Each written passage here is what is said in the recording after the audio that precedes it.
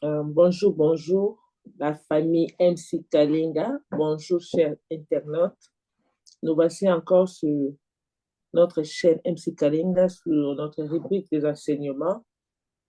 Aujourd'hui, notre thème est la bonne nouvelle. Donc, comme vous savez, avec mon équipe ici, nous allons parler sur la bonne nouvelle. Et sans plus tarder, je voulais d'abord premièrement saluer Madame MC, Madame Andy, là où elle est. Merci pour nous avoir donné l'espace et la chaîne aussi de faire cette émission. Et je salue aussi Madame Joël, là où vous êtes. Que le Seigneur vous bénisse et toute la famille partout où vous êtes. Nous sommes ensemble. Et je salue mon équipe. Bonjour, frère Thierry. Bien. Bonjour, Maman Viga. Bonjour tout le monde. Bonjour, pasteur. Pour toi. Bonjour, Madame Abiga, et bonjour à tout le monde. Bonjour, pasteur. Comme vous savez, notre thème est sur la bonne nouvelle.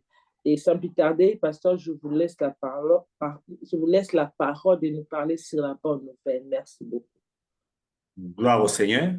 Nous disons la bonne nouvelle parce que nous sommes en train de chuter sur le pardon éternel des péchés ou bien du péché. Et en chutant, nous disons la bonne nouvelle. C'est pratiquement une répétition parce qu'on a déjà parlé de l'évangile. L'évangile, c'est toujours la bonne nouvelle.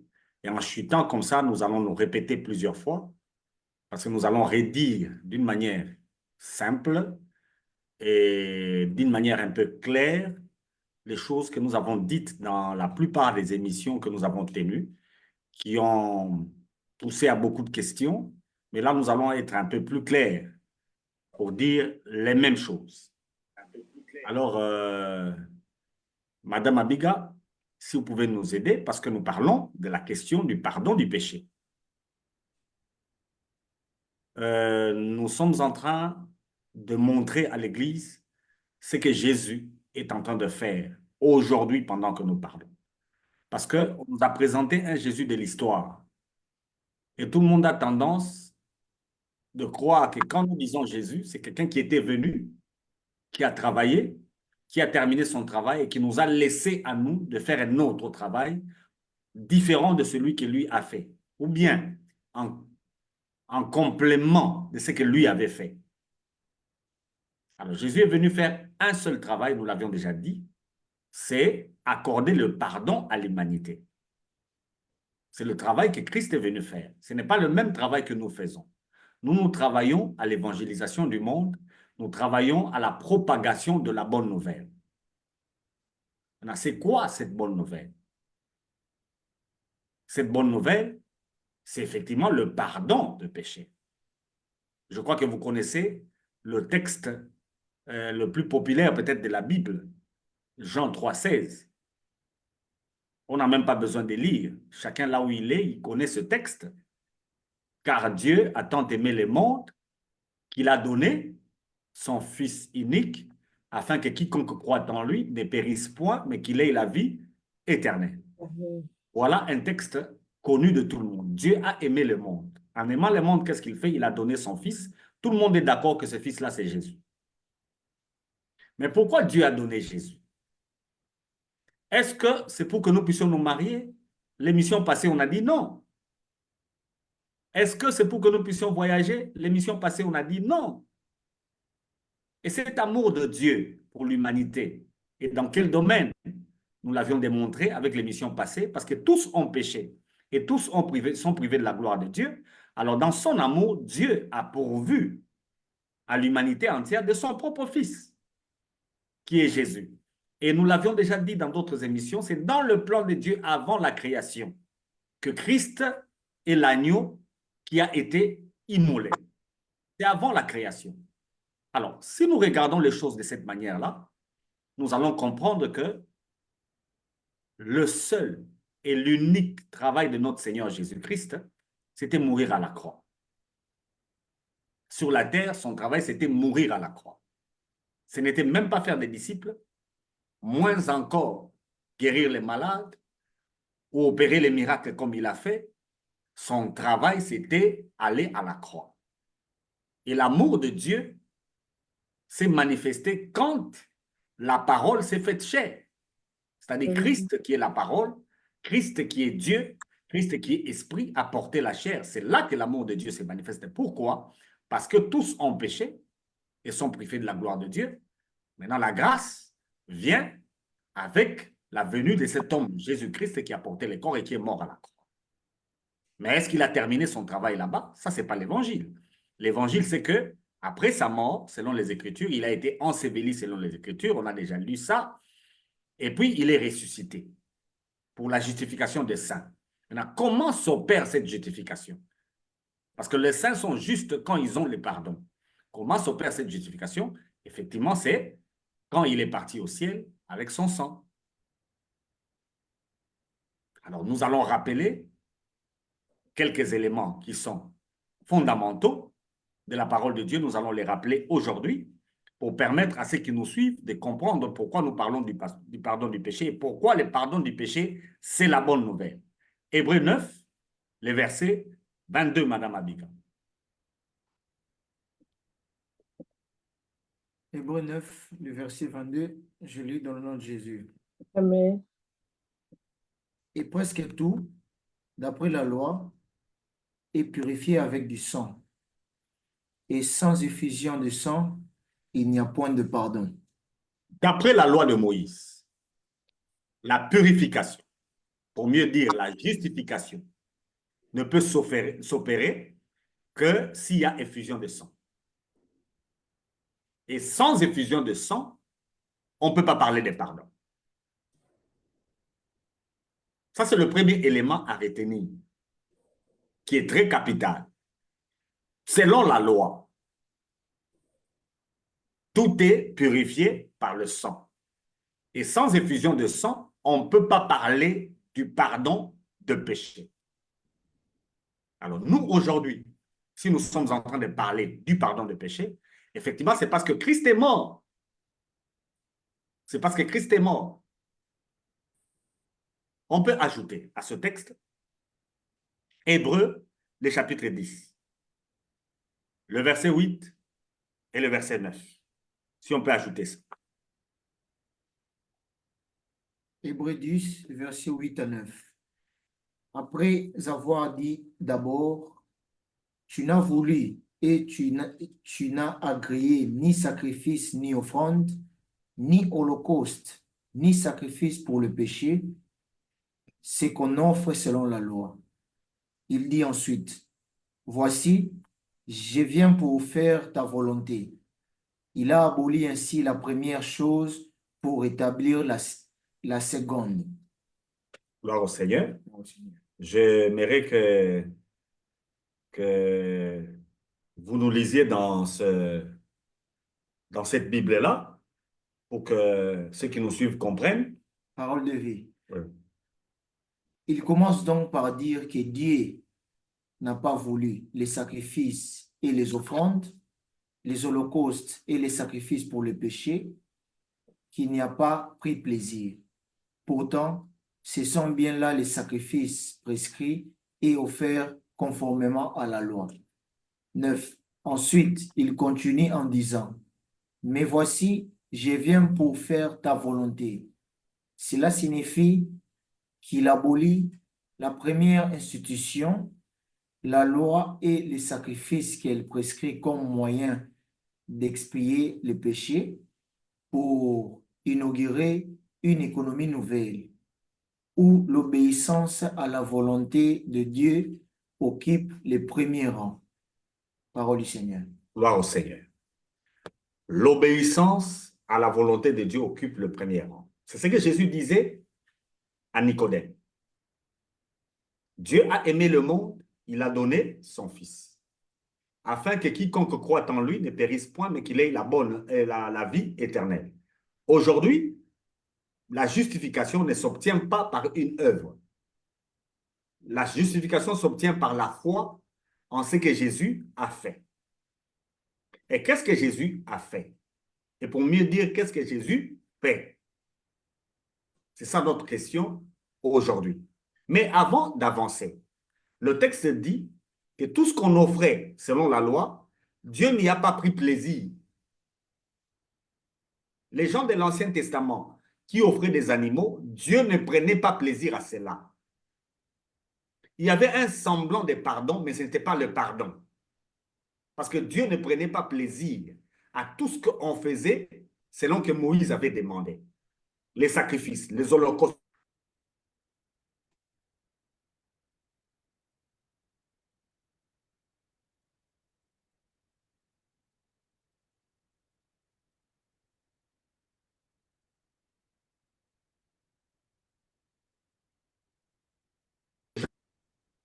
Nous sommes revenus. Yes, Pastor. Alors, on est en train de dire que il y a plusieurs enseignants de l'Ancien Testament qui pensent que Dieu, un jour, avait pris plaisir aux sacrifices, aux holocaustes qu'on lui donnait. Mais Hébreu nous informe que Dieu n'a jamais pris plaisir à cela. Ça ne lui a jamais plu. Et qu'est-ce que Dieu fait? Il a aboli la loi. Il a aboli l'ancienne alliance pour établir la nouvelle alliance. En termes de justification, en termes de pardon de péché, il faut d'abord accepter que la loi a été abolie. Quiconque ne croit pas que la loi a été abolie ne peut pas se proclamer juste devant Dieu. Il ne peut pas croire à sa justification devant Dieu et il ne peut pas comprendre ce que Dieu a permis que Jésus fasse maintenant. Au préalable, selon les textes, Dieu n'a pas accepté un sacrifice d'un sang venant d'un animal.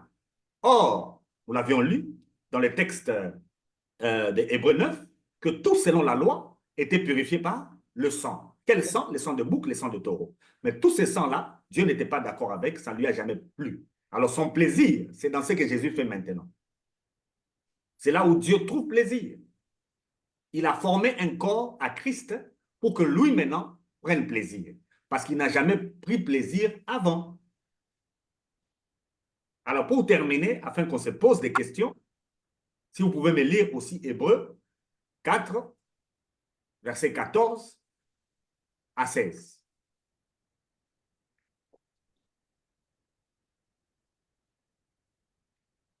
Hébreux 4, verset 14 jusqu'à 16.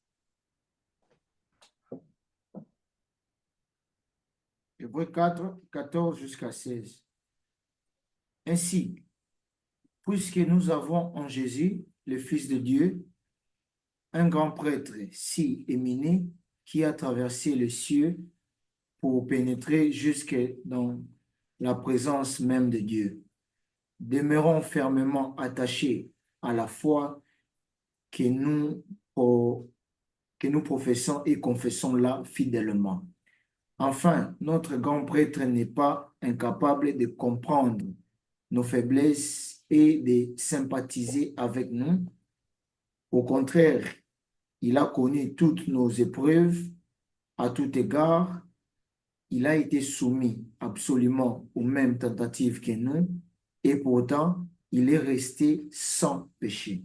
Parole du Seigneur. Gloire au Seigneur. Il n'y a qu'un seul homme qui a été tenté, selon la loi, et par la chair, nous l'avions déjà dit, et qui n'a pas péché, c'est Jésus. Maintenant, c'est Jésus-là a traversé les ciels, il s'est assis, comme nous l'avions dit la fois de l'émission passée, il s'est assis à la droite de la majesté divine. Cet homme-là qui est assis, Jésus, connaît ce qui se passe quand vous êtes tenté, et il connaît bien votre faiblesse, et en tant que grand prêtre, en tant que souverain sacrificateur, il exerce un ministère à votre intérêt, à votre avantage. Il parle de vous. Mais nous l'avions bien dit, pendant qu'il parle de vous, il présente son sang. Parce que sans effusion de sang, il n'y a pas de pardon des péchés. Or, maintenant, quand je parle, Jésus, qui est en train de compatir à vos difficultés, à vos faiblesses, face à la chair, face au plaisir du monde, face à la loi, c'est Jésus-là qui sait que tous ont péché, est assis à la droite de Dieu, il connaît ce qui se passe pour vous et il compatit. Non seulement il compatit, mais il a présenté son sang et ce sang-là nous accorde, comme nous l'avons dit l'émission passée, un pardon qui est éternel. Donc, je peux m'arrêter là. On peut commencer à échanger. Je sais qu'aujourd'hui, on peut se répéter dans plusieurs éléments, mais ça va nous aider. La bonne nouvelle, au fait, c'est juste ça. La bonne nouvelle, ce n'est pas autre chose.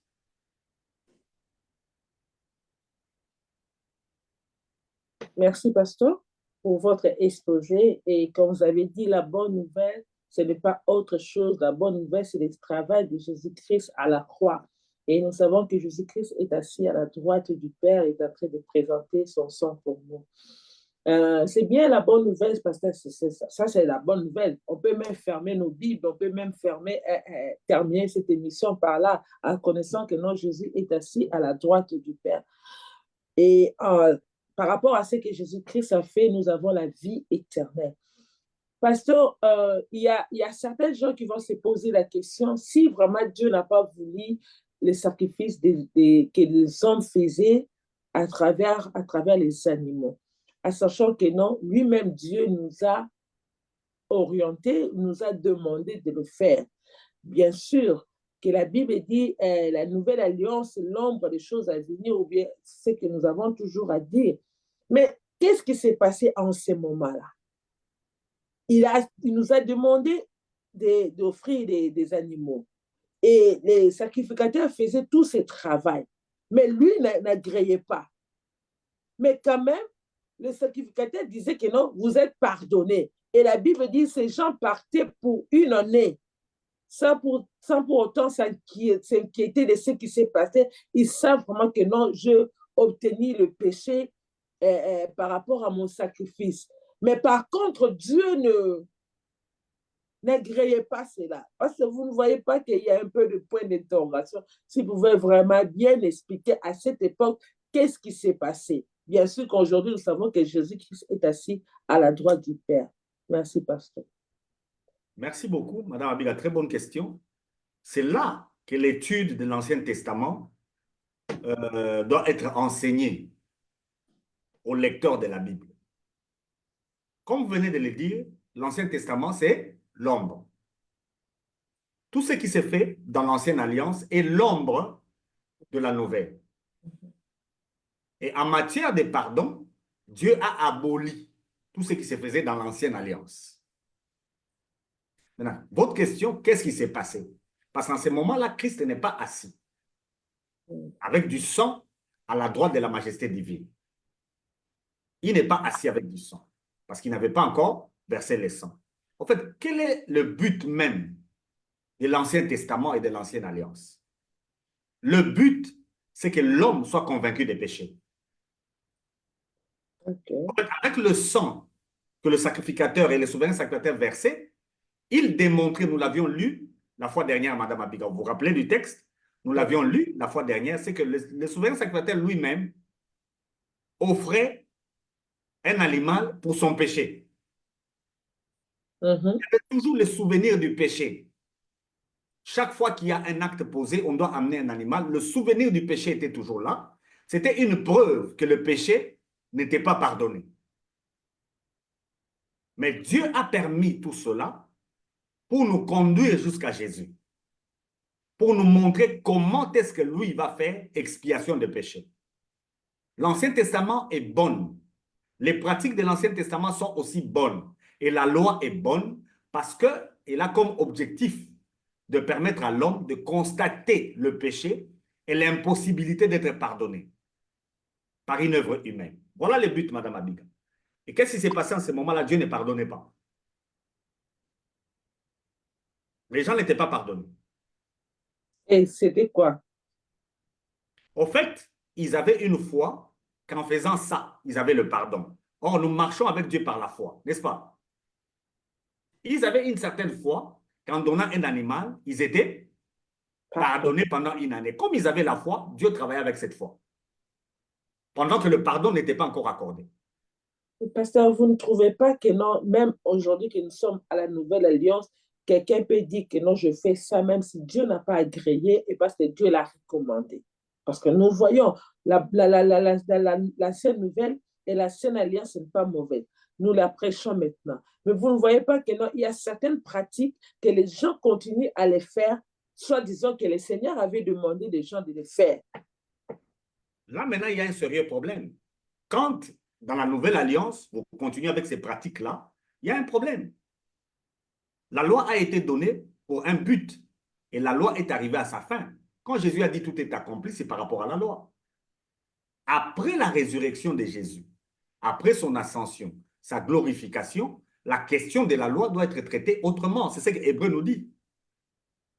On ne peut pas retourner aux pratiques de la loi. Vous pouvez nous lire Galates, le chapitre 4,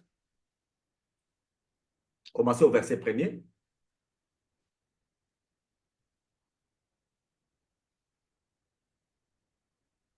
Galates 4, premier verset. Or, aussi longtemps que l'héritier est enfant... Pardon, Galates 3. Galates Galates 3, verset 1er. Galates 3, le verset 1er. Ô Galates, dépourvu de sens, qui vous a fasciné, vous, aux yeux de qui Jésus-Christ a été peint comme crucifié. Voici seulement ce que je vais apprendre de vous. Et c'est par les œuvres de la foi que vous avez reçu l'Esprit ou par la prédication de la foi. Les œuvres de la loi. Les œuvres de la loi que vous avez reçu l'Esprit ou par la prédication de la foi. Êtes-vous tellement dépourvu de sens après avoir commencé par l'Esprit? Voulez-vous maintenant finir par la chair? Avez-vous tant souffert en vain? Si toutefois c'est en vain. C'est lui qui vous a accordé l'Esprit et qui opère des miracles parmi vous. Les fait-il donc par les œuvres de la loi ou par la prédication de la foi?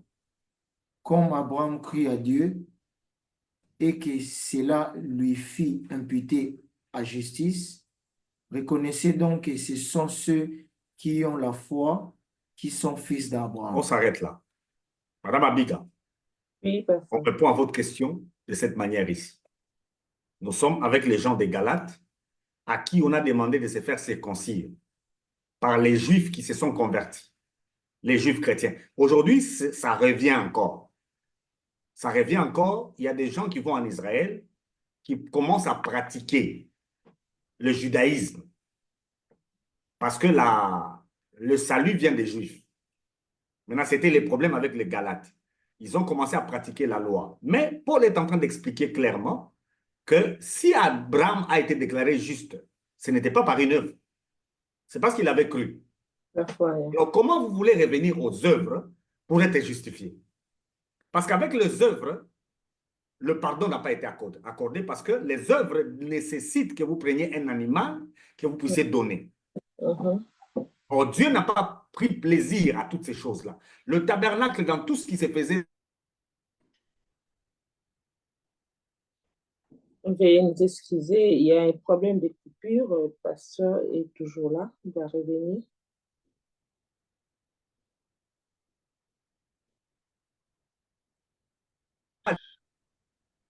on est revenu. Yes, pasteur. Nous excusez pour ces petits décalages-là. Je disais que le tabernacle ne plaisait pas à Dieu. Avec toutes ces constructions-là qui étaient très belles là, ça ne plaisait pas à Dieu parce que Christ n'y était pas.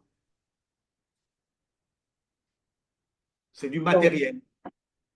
Par là, pasteur, nous allons dire qu'aujourd'hui, les gens doivent faire vraiment attention à faire des choses qu'ils pensent que non, le Seigneur est là dans ces choses malgré, mais malgré c'est écrit dans la Bible, mais le Seigneur n'est pas là. Et pasteur, vous avez dit encore une chose en disant que non, sur ma question, vous avez dit Dieu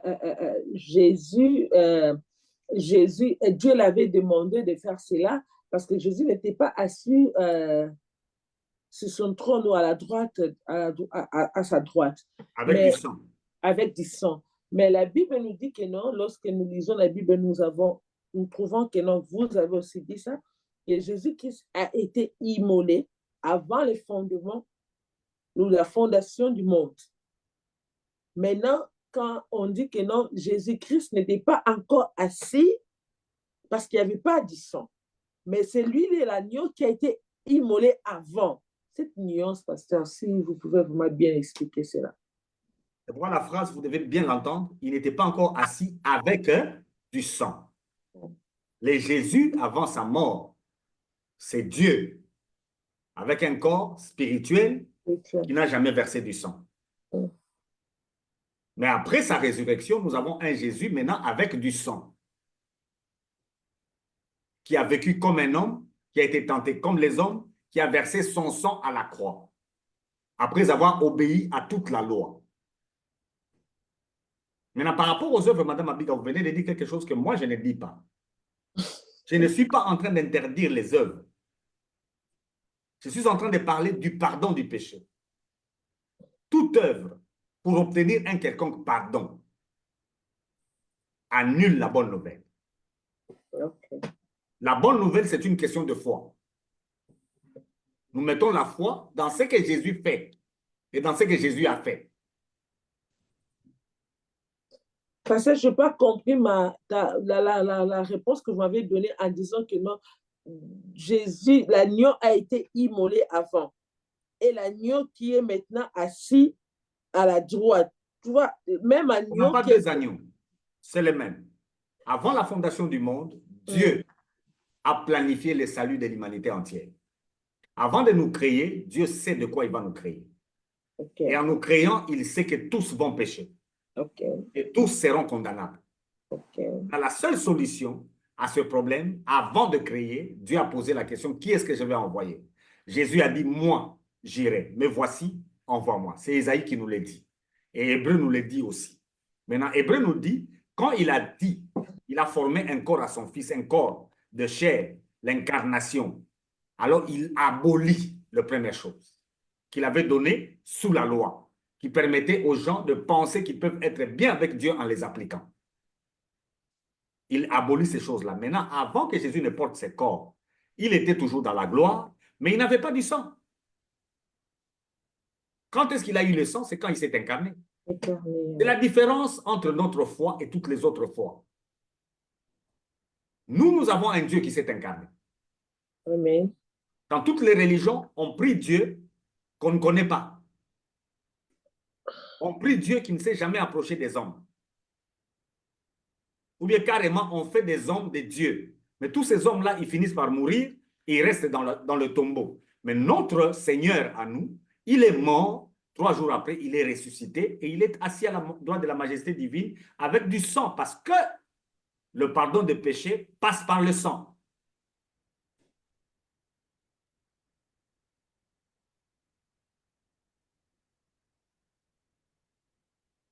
Vous êtes là, pasteur? Oui, moi, j'ai parlé, je vous suivais. Merci, pasteur. Tous les péchés passent par le sang. Thierry, je ne sais pas si vous avez une question à poser au pasteur, s'il vous plaît. Non, pour l'instant, tout va bien. Et pasteur, si vous pouvez encore continuer votre exposé. Ouais, dans mon exposé, bon, lisez-moi d'abord 1 Pierre 1, le verset 18-19.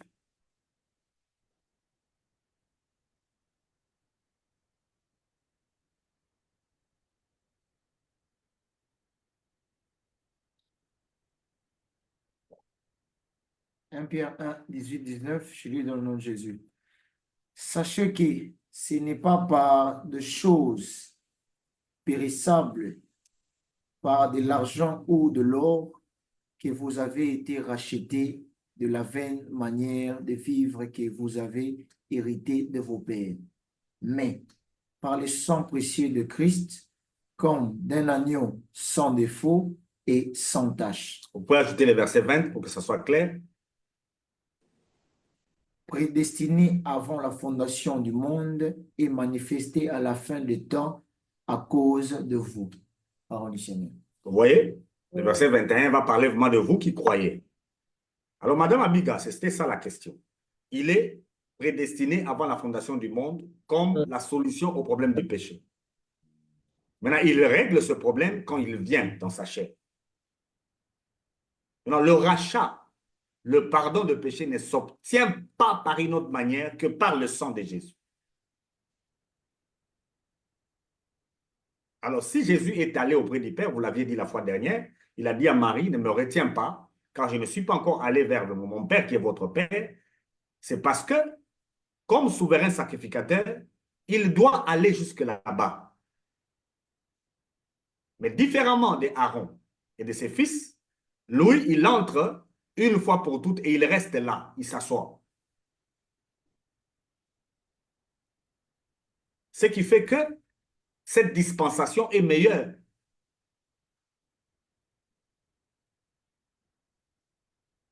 Elle est meilleure. Et la bonne nouvelle, c'est que nous devons croire à ça. Si nous croyons, nous avons le pardon. Aucune personne n'a de problème avec Dieu parce qu'il a fait ou bien parce qu'il n'a pas fait. Les problèmes avec Dieu, c'est par rapport au péché. Et la question du péché, Madame Abiga, a été réglée pour l'humanité entière. Ce qui fait que dans ce monde, tout le monde a déjà un pardon. Maintenant, ceux qui sont sauvés, ce sont ceux-là qui croient qu'ils ont ce pardon. Donc la bonne nouvelle, ce n'est que la foi. Le pardon est pour tout le monde. Quiconque m'entend en ce moment, c'est pour vous que Jésus est mort. Vous avez le pardon, mais si vous croyez, vous bénéficiez. Si vous ne croyez pas, vous restez dans vos péchés. Et toute œuvre qui est en train d'être faite pour être juste devant Dieu, cette œuvre-là est une opposition à la bonne nouvelle.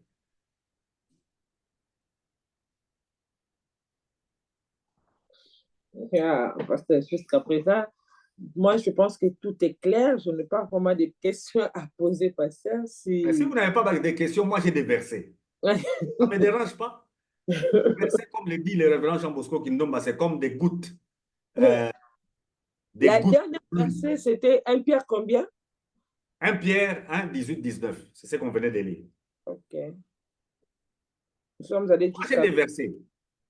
Vous pouvez me prendre le psaume 32, le verset 1. Écoutez David.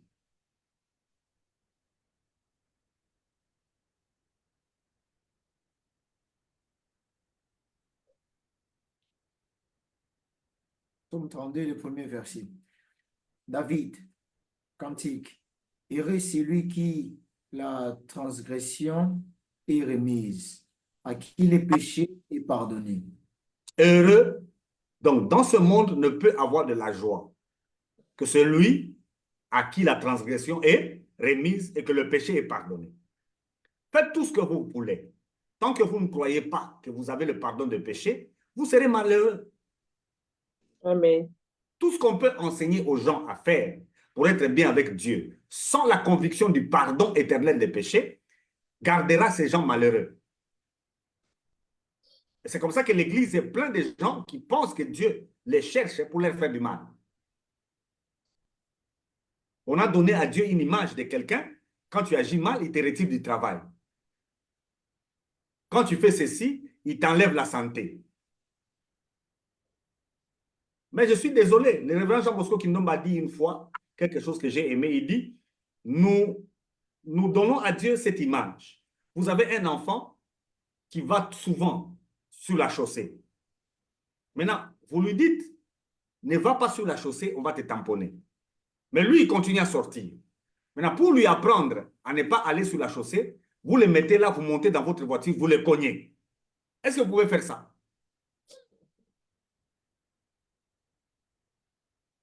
Mais nous disons que Dieu nous apprend comment? En nous cognant. Comme il nous a interdit de faire ceci et que nous l'avons fait, maintenant lui fait quoi? Il nous punit. Pour nous apprendre à ne plus le faire, il nous cogne.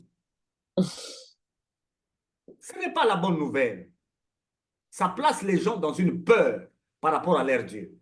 Observez les gens dans la façon dont nous prions. Observez les gens. Quand ils se mettent dans le culte, on a tendance à croire que nous avons quelqu'un qui a un fouet. Pendant que nous sommes dans les cultes, si tu ne fermes pas les yeux, il te tape. C'est quelle image qu'on a donnée à Dieu? Mais pasteur, s'il vous plaît, il y a une question qui me vient, ou ce n'est pas une question, une inquiétude. Lorsqu'on dit que notre Dieu ne nous punit pas parce que Dieu est amour, mais Jésus-Christ à la croix, il a tout accompli. Le mot que vous utilisez, punir, Dieu peut le faire. Bon. Bon, la conséquence, nous trouvons peut-être Voilà, c'est ça que les gens dans disent. dans nos vies et puis dans la circonstance que nous trouvons, nous vivons. Jésus-Christ à la croix, il a tout accompli. Et le diable n'a plus l'autorité sur nous. C'est ce que nous disons. Mais qu'est-ce qui s'est fait que non? Malgré cela, nous trouvons que les enfants de Dieu vivent des circonstances que fois on se pose la question si réellement c'est Dieu ou si ce n'est pas Dieu, si ce n'est pas le diable. Donc c'est Dieu qui le fait ça. Ne mettez pas à Dieu la logique du mal. Mais il y a un problème, nous devons savoir que dans ce monde, le diable est là. Le diable existe. Nous n'avons jamais prêché que le diable a disparu. Le diable existe, le diable est lié, mais il existe. Les démons sont là. Et ils travaillent. Et la Bible nous dit de ne pas donner accès au diable. La Bible nous dit de résister au diable parce qu'il est là. Mais on ne va pas lui donner accès. On va lui résister comment si on n'a pas la bonne nouvelle? Il faut la bonne nouvelle. Comme Pasteur disait, il faut la bonne nouvelle. Quand tu as la bonne nouvelle que Jésus-Christ a tout accompli, peu importe ce que l'ennemi te fait vivre. Donc, si tu as la bonne nouvelle et tout ce que les projets de l'ennemi est ni les saints. Vous êtes toujours dans la culpabilité. Parce que si vous pouvez oui. continuer encore parce que vous étiez un peu coupé.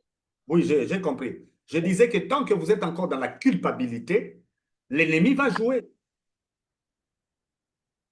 L'ennemi ne vous domine pas parce que vous n'êtes pas marié. Hein. Non, être marié, c'est votre choix. Vous voulez vous marier, vous vous mariez. Si vous ne voulez pas, vous ne vous mariez pas. L'ennemi vous domine tant que vous êtes dans la culpabilité. C'est là où il joue. Alors, tout message qui veut faire croire à l'homme qu'il y a un autre moyen pour obtenir le pardon, ce message-là donne la force au diable. Le diable n'a pas de pouvoir, mais il travaillera là. Et nous l'avions dit ici, pour ceux-là qui nous rejoignent, quand vous faites naufrage, quand vous avez un problème par rapport à votre conscience, vous faites naufrage par rapport à la foi. Or, avec Dieu, nous vivons par la foi. Sans la foi, il est impossible d'être agréable à Dieu. Et la foi repose sur la bonne nouvelle. Quelle est cette bonne nouvelle? Christ, notre souverain sacrificateur, est assis à la droite de la majesté divine avec du sang. Et avec ce sang-là, il nous a obtenu un pardon qui est éternel. Alors, si nous sommes pardonnés, le reste, il n'y a plus de problème, Madame Abi. Le reste, il n'y a plus de problème. Vous allez rencontrer le diable, vous allez lui résister. Vous allez faire face aux démons, vous allez les résister. Mais comme les démons et les diables sont dans ce monde, il n'y a rien de bon dans ce monde. Alors, quand vous vous attachez aussi à ce monde, vous allez parler comme vous venez de dire. Parce que le monde ici doit passer. Il n'y a rien de bon dans ce monde, rien. Mais je suis désolé parce que les témoignages à l'église, on raconte qu'on s'est marié. Pendant que le mariage n'est rien. Quand on dit aux gens de témoigner à l'église, les gens parlent de leurs affaires qui ont réussi. Les témoignages à l'église, on est en train de parler du mariage, on est en train de parler de la voiture qu'on a achetée, de l'avion qu'on a acheté, je ne sais pas de quoi, de l'enfant qui est né, ainsi de suite. Toutes ces choses-là, c'est le monde, c'est rien, ça passe. Heureux l'homme pour qui le péché est pardonné. Vous savez que c'est lui qui dit ça. Jésus n'est pas encore venu. Vous savez pourquoi il est dit? Est-ce que lui était pardonné? Parce qu'il était à l'époque des sangs de bouc et des sangs de taureau. Est-ce que lui était pardonné? Mais il avait la foi, non, pasteur? Parce que oui, vous avez... c'est la question que je vous pose maintenant. La foi de David repose sur quoi? C'est la parole. Quelle parole? C'est ça la bonne nouvelle. Mais ici, Jésus-Christ n'était pas là. La parole de Dieu, non? Il n'y avait pas la parole du Christ encore. Vous connaissez cette parole-là. Lisez-moi ça, Matthieu 22, le verset 44, qui est pratiquement le psaume 110. Hein? Ou bien c'est mieux de lire le psaume 110. Le psaume 110.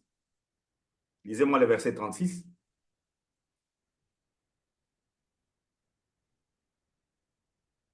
Psaume 110, verset 6. Le verset premier, pardon. Premier, ok. Psaume de David. Parole de l'Éternel à mon Seigneur. Assis-toi à ma droite jusqu'à ce que je fasse de tes ennemis ton marchepied. Vous voyez? Quelle est la joie de David que son péché est pardonné? De s'asseoir à la droite. Non. Réalisez encore le texte. Lisez ça, ça c'est bon. Ok. Et ses ennemis deviennent la marche. Psaume 110, verset 1. Psaume 110, verset 1. Psaume de David. L'Éternel a déclaré à mon Seigneur, assieds-toi à la droite jusqu'à ce que j'ai fait de tes ennemis ton marchepied. Étudions les textes. Le Seigneur a dit à mon Seigneur, assis-toi à ma droite. Quel Seigneur? Le premier. Le Seigneur Dieu a dit à Jésus. Vous voyez? C'est le Père qui dit à Jésus, assis-toi à ma droite. Jusqu'à ce que je fasse de tes ennemis ton marchepied. David, en voyant ça, il dit que son péché est pardonné. Amen. Et il est heureux. Parce que si Christ s'assoit, avec le sang, automatiquement, le pardon est accordé. Amen. David, Jésus n'est pas encore venu. Mais comme il est prophète, il est en train de voir ça de loin. Comme il est prophète, il voit ça de loin. C'est ce qui est dans Matthieu. Matthieu. Dans Matthieu 22, verset 44. 44. 26 aussi, verset 64. Le Seigneur a dit à mon Seigneur, assieds-toi à ma droite jusqu'à ce que j'ai fait de tes ennemis ton marchepied. La même chose. Qui parle de ça maintenant? Ici, c'est Jésus qui parlait. C'est Jésus qui en parle. C'est ce que David voyait. Alors, si David a vécu par la foi dans l'œuvre que Christ fait et qu'il s'assoit, mais il y a des gens qui enseignent aux gens d'être comme David. En faisant quoi? En respectant la loi. En demandant pardon pour les péchés. Comme David, après avoir pris la femme d'Uri, a gêné pendant une semaine en demandant pardon, alors tout le monde croit que c'est ce qu'il faut faire. La joie de David n'est pas dans ça. Quand David a prié pour cet enfant-là, l'enfant-là n'est pas mort. Il est mort. L'enfant-là est mort parce que Dieu ne prend pas plaisir à ça. Une seule chose fait plaisir à Dieu, c'est quand Jésus s'assoit avec du sang. Amen. Amen. David a exprimé la joie d'une personne à qui les péchés ne sont pas imputés. Comment les péchés ne peuvent pas être imputés aux gens? C'est quand Jésus s'assoit. Amen. Et la bonne nouvelle, c'est que pendant que nous parlons, Jésus est où? Assis à la droite. Il est assis. Alors, comment nous ne sommes pas heureux, Madame Abiga? C'est ça le problème, parce que pourquoi nous ne sommes pas heureux? Nous sommes liés au monde, Madame. Nous pensons encore au travail que nous devons avoir. Si nous n'avons pas ce travail-là, c'est que Dieu n'est pas avec nous. Nous pensons encore à ces bébés qu'il faut avoir. Tant qu'on n'a pas ces bébés-là, c'est que Dieu n'est pas encore avec nous. Nous pensons encore à cette voiture qu'il faut acheter. Nous pensons à telle chose qu'il faut construire. Et tant que nous ne l'avons pas, nous pensons que Dieu n'est pas avec nous. La joie d'un homme, surtout d'un enfant de Dieu, c'est dans le pardon de ses péchés. Il n'y a pas une joie ailleurs. Donc, la bonne nouvelle, Madame Abiga, ce n'est pas nous informer que vous avez obtenu le visa. Ça ne peut pas être ça la bonne nouvelle. Malheureusement, les églises, quand on dit il faut témoigner, Jésus a dit vous serez mes témoins. C'est-à-dire vous allez annoncer la bonne nouvelle qui me concerne. Maintenant, qu'est-ce que les gens témoignent? L'histoire s'est marié. Ils témoignent que Jésus lui a donné le mariage. C'est ce qu'ils témoignent. Alors, si Jésus est mort à la croix pour que les gens aient les mariages et tous ceux qui ne sont pas mariés, Jésus n'est pas mort pour eux. Si à la croix, Christ est mort pour que les démons n'attaquent plus les gens, Tous ces gens qui sont attaqués par les démons, Jésus n'est pas mort pour eux.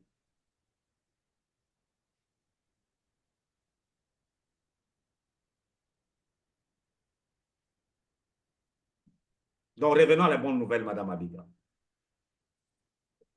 Nous terminons cette année en revenant à la bonne nouvelle. Nous allons parler de Christ qui est assis et nous allons bien exprimer le pardon de péché. En termes de pardon, tout ce qui a été pratiqué dans l'Ancienne Alliance a été aboli. Ne posez pas un acte selon l'Ancien Testament pour être pardonné. Amen. Ça ne marchera pas, ce n'est pas biblique. Dieu n'a pas pris plaisir à tout ce qui a été fait par Abraham, par David, par Jacob, par Joseph, par Noé, par Job, par Aaron, par Moïse. Tout ce que ces gens-là ont fait, Dieu n'a pas pris plaisir. Il a formé un corps à son fils et il a aboli ces choses-là pour établir la nouvelle chose. Alors, si nous voulons imiter, c'est Christ qu'il faut imiter. Ce sont les apôtres que nous devons imiter. Quelle a été la joie des apôtres dans les actes des apôtres? Vous voyez un apôtre qui est en train de parler d'un bien matériel ou bien d'une quelconque santé ou bien quelque chose que Dieu lui a donné comme sujet de joie? Y a-t-il une épître où on est en train de raconter le développement humain, où on est en train de raconter le développement national ou bien la prospérité matérielle? Est-ce qu'il y a une épître qui raconte ça? Tout tourne autour du pardon des péchés.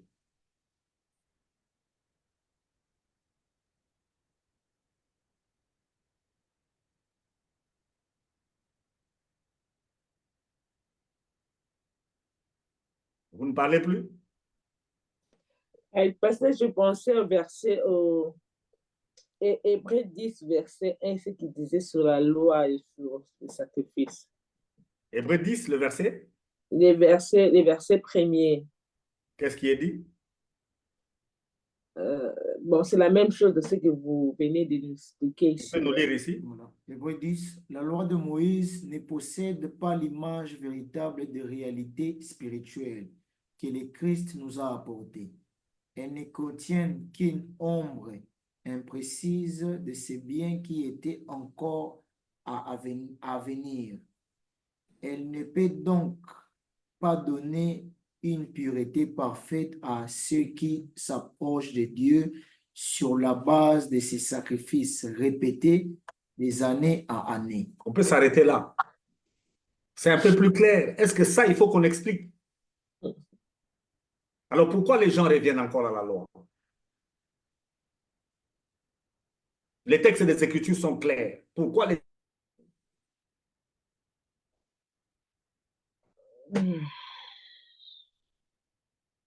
Et patienter encore un moment.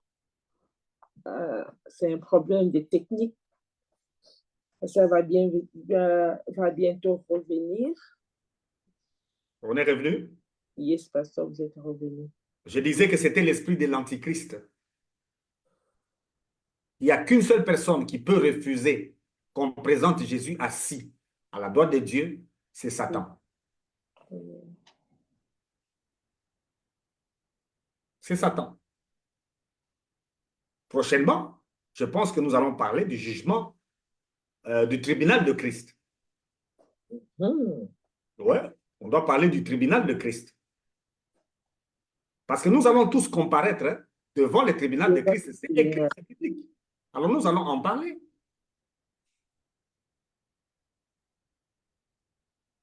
Le tribunal de Christ est lié au pardon et au pardon éternel des péchés. Il n'y a qu'une seule personne qui peut vous empêcher de croire que Jésus est assis à la droite de la majesté divine, c'est le diable. Et quiconque ne prêche pas le pardon éternel, il prêche un pardon partiel, qui est ombre, qui est, selon la loi de Moïse, quiconque prêche le pardon partiel est entre les mains de l'ennemi. C'est une façon de détrôner Jésus. Il faut que Jésus ne soit pas assis pour que le pardon soit partiel. Si Jésus s'assoit, le pardon ne peut pas être partiel. Or, pendant que nous parlons, Jésus est assis. Je connais un homme qui avait des problèmes,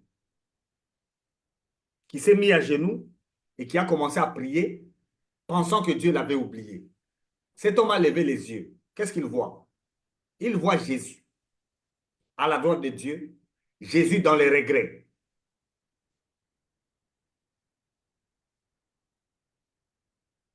Il y a Jésus à la droite de la majesté divine, mais vous vous mettez à genoux, vous êtes en train de pleurer, vous pensez que vous avez un accès difficile devant Dieu pendant que Jésus est assis à la droite de la majesté divine.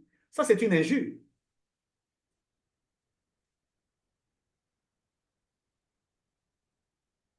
Ça, c'est un affront à la bonne nouvelle.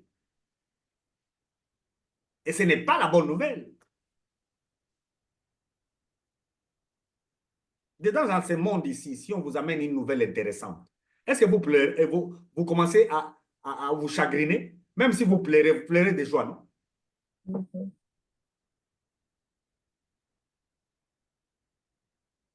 Maintenant, comment, avec l'évangile, la bonne nouvelle, nous avons des gens qui doivent commencer à pleurer, qui doivent commencer à s'inquiéter, qui doivent commencer à avoir peur?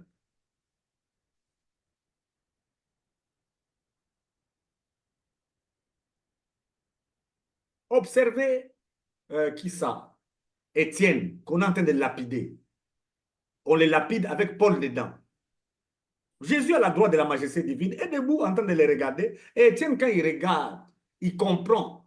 Lui-même, il demande pardon pour tous, pour tout le monde. Parce qu'il voit comment lui est pardonné. Alors il s'est dit, tous ces gens doivent être pardonnés. Il dit au Seigneur, pardonne-leur, parce qu'ils ne savent pas. S'ils savaient que le pardon est tellement disponible pour tout le monde, ils n'allaient pas faire ça. Pardonne-leur, ils ne savent pas. Et j'aimerais dire maintenant là, que Dieu pardonne à tous ces gens. S'ils savaient, ils n'allaient pas tordre l'essence des Écritures. Ce n'est que de l'ignorance des gens qui n'apprennent rien, parce qu'il rassemble beaucoup de gens, et il s'est fait motivateur de ces gens-là avec le nom de Jésus devant, et il pense que c'est l'Évangile. Non, le fait de pousser les gens à aller travailler, et que les gens travaillent, ça ne signifie pas que c'est l'Évangile. Madame Abiga, je vais vous faire rire. Dans notre église à Lubumbashi, on a fait 3 ans pour installer l'évangile, la bonne nouvelle, la doctrine, la sainte doctrine. Et les jeunes étaient là, attachés à suivre la sainte doctrine et tout ça là. La plupart n'avaient pas du travail. La plupart n'avaient pas du travail. Il y en a qui ont étudié, qui ont terminé les études, mais sans travail. Et ils étaient là disponibles à suivre les enseignements. À la 3e année, quand on a terminé, on leur a dit clairement, maintenant là, nous savons que personne ne va plus se perdre. Vous êtes dans le Seigneur, vous connaissez l'évangile. Quiconque n'aura pas du travail, qu'il quitte l'église dans 2 mois. D'ici la fin de l'année, quiconque n'a pas du travail ne sera plus membre de cette église, on va lui faire un document. Madame Abiga, dans 2 mois, tout le monde avait du travail. Ceux qui n'ont pas trouvé du travail dans les séculiers, ils ont créé des restaurants, des cabines téléphoniques. Ils ont créé. Est-ce que pour faire ça, il faut l'évangile?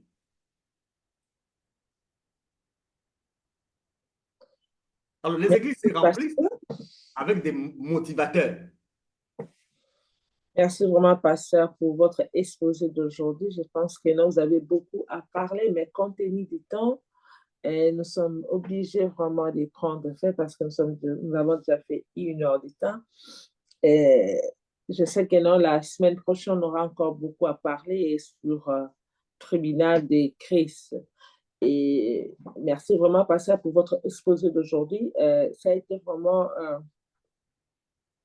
clair, comme vous nous avez toujours dit que non, les épîtres vraiment expliquent ce qui est clair. C'est vraiment les explications. Vraiment, il n'y a pas vraiment à douter, il n'y a pas vraiment à se poser la question. C'est que vous devez savoir, vous tous qui nous suivons en ce moment, que notre Jésus-Christ est assis à la droite du Père. Donc, nous avons les péchés total. Il n'y a pas de péché partiel, le pardon des péchés. Nous avons le pardon du péché total. non partielle. Donc, Jésus-Christ n'a pas fait une partie pour que une autre partie que nous puissions accomplir. Je ne sais pas, pasteur, si vous avez une autre dernière mot de la fin de cette émission d'aujourd'hui, avant que nous puissions dire au revoir à tous ceux qui nous suivent en ce moment. Pour l'émission d'aujourd'hui, j'aimerais seulement dire que quiconque refuse les pardons éternels travaille pour l'Antichrist. C'est ça l'esprit de l'Antichrist. Quand on refuse les pardons éternels, c'est comme si on dit à Jésus, quitte la chaise, qu'on mette quelqu'un d'autre. C'est l'esprit de l'Antichrist. Merci, pasteur. Et je pense que tout le monde a compris. Et nous voulons dire vraiment merci à tout le monde qui était devant vos télé, caméras, télé, laptops pour nous suivre en ce moment. Que le Seigneur vous bénisse. Et prochainement, chaque mardi, nous sommes ici à partir des 14h, 13h, pasteur. C'est 14h. 13h30, 14h. Il y a 13h30, 14h, vraiment.